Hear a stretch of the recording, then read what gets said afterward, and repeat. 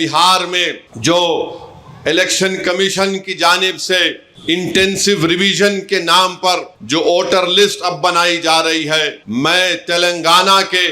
आप तमाम लोगों से, खास तौर से भारत के गरीबों से, चाहे वो किसी मजहब से उनका ताल्लुक हो, खास तौर से मुसलमानों से, दलितों से, आदिवासियों से ये कह रहा हूं कि आप तैयार हो जाइए। अगर तेलंगाना हो या वेस्ट बंगाल हो या तमिलनाडु हो या भारत में पूरे रियासतों में इस तरह का इंटेंसिव रिवीजन करवाया जाएगा, तो मेरी आप लोगों से अपील है कि आप लोग अपना एक एक का बर्थ सर्टिफिकेट बनाइए। हाँ, जो हमारे बुजुर्गों की उम्र 70 साल के ऊपर है, उनका बर्थ सर्टिफिकेट अगर है तो बहुत अच्छा है, अगर नहीं है तो आप उनका पासपोर्ट बनाइए, आप बर्थ सर्टिफिकेट अपना बनाइए, और अगर 10th क्लास की मार्कशीट है तो उसको तैयार रखिए, अगर कास्ट सर्टिफिकेट है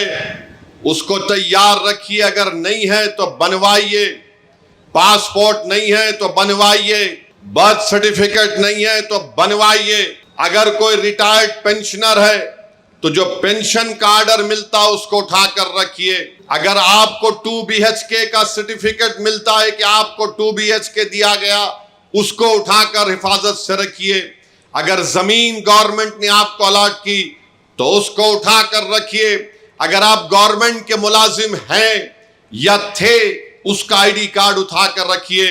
क्योंकि याद रखिए मेरी इस बात को कि अब जब इंटेंसिव रिवीजन हो रहा है तो इलेक्शन कमीशन ने जो हिदायतें BLOs को दी है बिहार में, उसमें यह कहा गया कि अगर इलियास साहब के घर पर कोई 3 मरतबा BLO चला जाएगा और 3 मरतबा किसी जायज वजह से इलियास साहब अपने घर पर मुकीम नहीं होंगे, तो BLO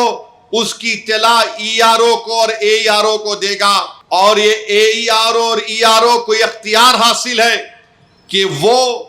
1955 के सिटीजनशिप एक्ट के तहत उन तमाम ओहदेदारों को इत्तला देना कि इलियास साहब शायद भारत के नागरिक नहीं है। तो ये सिटीजनशिप का मसला पैदा हो जाएगा। तेलंगाना में भी इंटेंसिव रिवीजन होगा, बल्कि पूरे मुल्क में होगा। मैं आज यहां बोधन की सरजमीन से खड़े होकर उन तमाम भारत के गरीबों को कह रहा हूं, उन दलितों को, आदिवासियों को और मुसलमानों को कह रहा हूं कि आपको नंबर 1 अपना बर्थ सर्टिफिकेट बनाना है।